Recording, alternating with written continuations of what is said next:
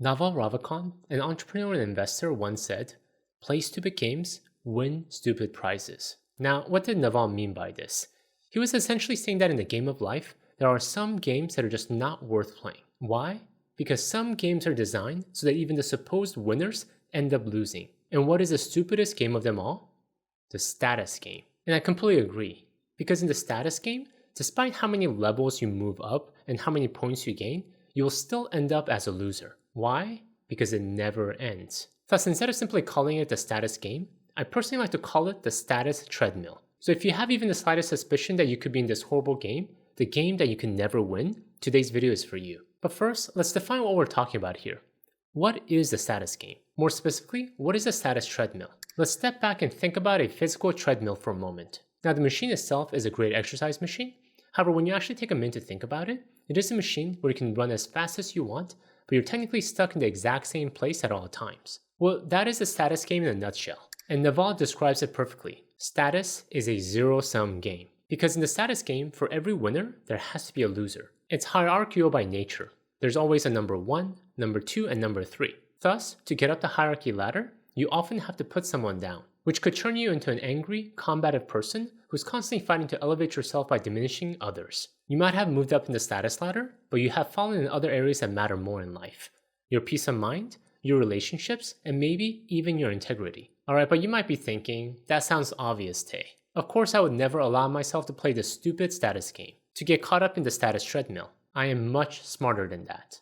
But let's step back and think. Are we really? I know it sounds obvious on paper, but the truth is that most of us are actually playing it day in, day out without even realizing it. Let me give you a quick test. In the past month, have you felt a twinge of something when seeing someone's vacation photos on social media? Considered upgrading something you own, not because it was broken, but because you saw someone with a better version? Made a purchase with even a small part of your brain thinking about how others would perceive it? Felt self-conscious about your car, clothes, or living situation around certain people? If you answer yes to any of these, and most of us would, then you're already on the status treadmill. The question is not whether you're playing the game. The question is how deeply you're trapped and how much it's costing you. And here's the uncomfortable truth.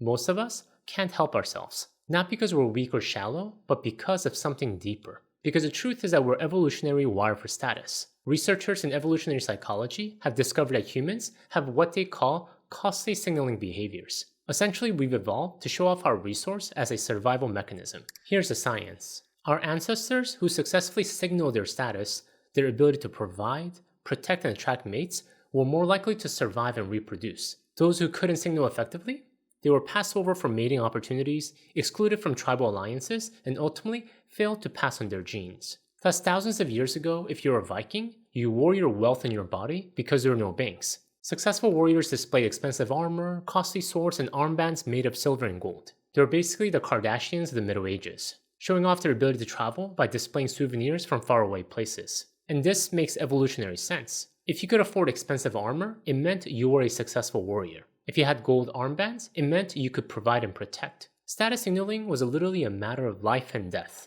The peacock's tail is a classic example from nature. Those elaborate, colorful feathers serve no practical purpose. In fact, they make the peacock slower and more visible to predators. But they signal to potential mates that this peacock has such superior genes that he can afford to waste energy on pure display. It's costly signaling in its purest form. Modern neuroscience confirms this. When we see status symbols, our brains release dopamine, the same chemical involved in addiction. When we acquire status items ourselves, we get hits of serotonin and endorphins. We're literally chemically rewarded for both seeking and displaying status. But here's the problem. This evolutionary wiring that once helped our ancestors survive is now sabotaging our financial future in modern society. Our brains are running ancient software in a modern world. And the modern marketing machine has figured this out. Thus, they're not in the business of selling us products. No. Their ultimate marketing strategy is to sell us status. Mercedes doesn't want you to see their car as just another form of transportation. No, they want it to be your billboard, advertising your success to the world. BMW doesn't sell cars. They sell the identity of being the ultimate driver. Apple doesn't sell phones. They sell the identity of being creative and innovative. Just think about the latest big purchase you made. Did you really buy it for its functionality, or did you buy it because of how it made you feel? slightly higher on the status totem pole. Thus, these companies have psychologists and behavioral economists on payroll specifically to hack your brain. They study your evolutionary triggers and then spend millions of dollars exploiting them. Why? Because it's making them billions of dollars. But what's made this infinitely worse today is social media. Research has clearly shown a positive correlation between time spent on social media and depression. And the reason is obvious.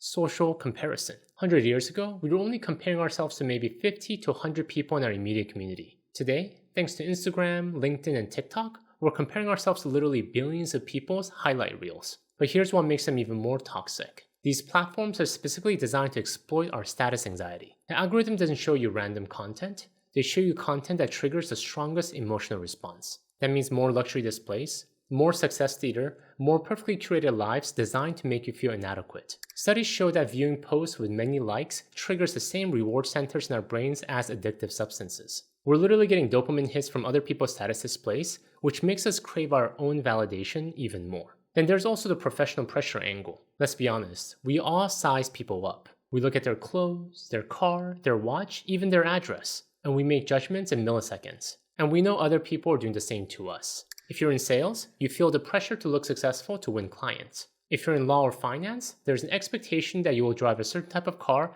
and wear a certain type of watch. Even having financial advisors become status symbols themselves. Paying someone $20,000 a year to manage your money in itself becomes a status symbol because successful people have advisors. This is why so many of us today find ourselves in the status treadmill, many of us not even realizing that we're even on it. Evolution wired us to signal status. Marketing companies are exploiting that wiring. Social media is amplifying the competition, and professional culture is reinforcing it all. But here's the thing about all the status spending. While we're busy trying to impress people who don't actually care about us, we're often neglecting the one thing that truly matters. Protecting the people who do care about us. Think about it. We'll spend $800 extra per month on a car to signal success, but then put off getting life insurance because it's not urgent, or I'll deal with it later. This is why I'm excited to talk to you about today's video sponsor, Fabric by Gerber Life. Here's what I love about Fabric. They've taken all the traditional insurance hassles and complications and thrown them out the window. Because let's be honest, if you're already feeling overwhelmed by financial decisions, the last thing you need is more complexity. Their process is refreshingly simple. You can apply online in less than 10 minutes. No scheduling appointments with agents. No pushy sales tactics. No drowning in paperwork. And if you qualify, you could be offered coverage instantly with no health exam required. That means you could protect your family's financial future in less time than it takes to aimlessly scroll through your Instagram account. Plus, Fabric offers coverage that actually fits real family budgets. You can get up to $1 million in coverage for less than $1 a day. Let me put this in perspective. That's less than what most of us spend on a single cup of coffee, a candy bar, or any of those small daily purchases we don't even think about, because they seem so inconsequential. But instead of a temporary sugar rush or caffeine boost, you're getting lasting peace of mind that your family has more protection if something unexpected happens to you. With A+ rating from Better Business Bureau and over 1,900 5-star reviews on Trustpilot, thousands of families have already discovered the peace of mind that comes with Fabric. Look, I get it. Life insurance is not sexy. It won't get you likes on social media. Your neighbors won't be impressed. But you know what? That's exactly why it's so important. This is about substance over status, protection over performance. So while everyone else is spending money they don't have to impress people that don't matter, you can make a different choice. Join the thousands of parents who trust Fabric to help protect their family. Apply today in just minutes at meetfabric.com/tay. That's meetfabric.com/tay. MEET fabric.com/tay. And there's no risk to applying. Fabric offers a 30-day money-back guarantee and the ability to cancel at any time. Alright, with that said, let's get back to the video. Now on the surface, some of us could think, what's the harm with this social status game? Everyone is doing it. Sometimes it does make me feel special.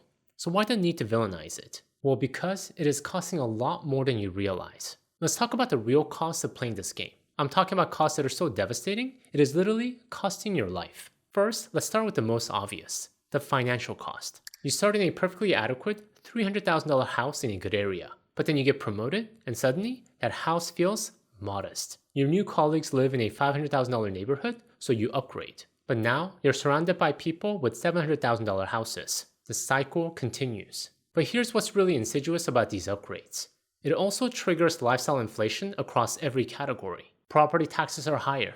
You feel the pressure to furnish it better. The neighbors have nicer cars. The local restaurants are more expensive. What started as a $300,000 house versus a $500,000 house becomes a $2,000 per month lifestyle difference. But here's where the research gets really disturbing. A study published in Psychological Science found that people who moved to higher status neighborhoods actually reported lower levels of happiness and life satisfaction within 2 years. They upgraded their lifestyle, but downgraded their well-being. But the financial and health costs are just the beginning. Let's talk about what status games do to your relationships. Researchers at Harvard found that people playing the status games become what they call socially brittle. They start evaluating relationships based on status utility rather than genuine connection. They only befriend people who can elevate their status and distance themselves from those who might lower it. There's also the time cost, which no one talks about. The average American spends 3.5 hours per week shopping, much of it for status-related purchases. That's 182 hours per year, or 4.5 work weeks spent acquiring things to impress other people.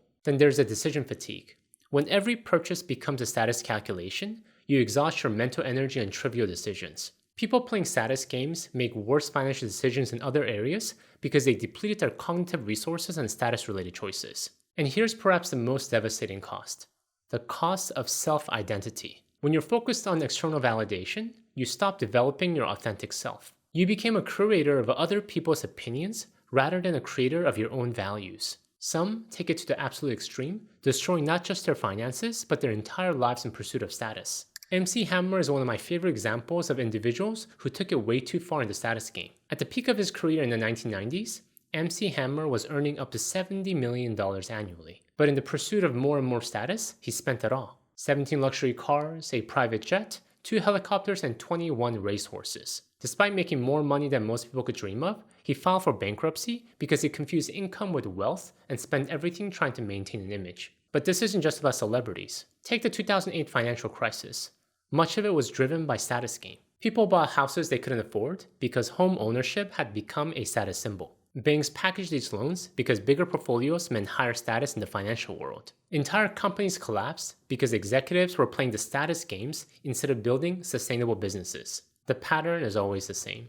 People who should know better, trapped on a treadmill designed to extract maximum value from their need for external validation. So the big question is this: if you find yourself playing this game today, even to a small extent, what to do? Essentially, how to get off the status treadmill. The first thing you have to do before doing anything else is this: recognize how fundamentally stupid this game really is. Naval has another great quote: "Desire is a contract you make with yourself to be unhappy." Every time you want something for status reasons, you're literally making a contract to be unhappy until you get it. But worse, once you get it, you'll just want the next thing. It's a contract with no end date, no final payment, no moment where you can say, "I've won." So reframe your mind. If you realize you've been playing the status game all this time, it's time to play a new game. And if you like money and freedom like me, I think one of the best games to play is the wealth game. Simon Sinek talks about the difference between finite and infinite games. Finite games have known players, fixed rules, and agreed upon objectives. The purpose is to win. Infinite games have known and unknown players, changeable rules, and the objective is to keep playing, to perpetuate the game. The status game, that's a finite game.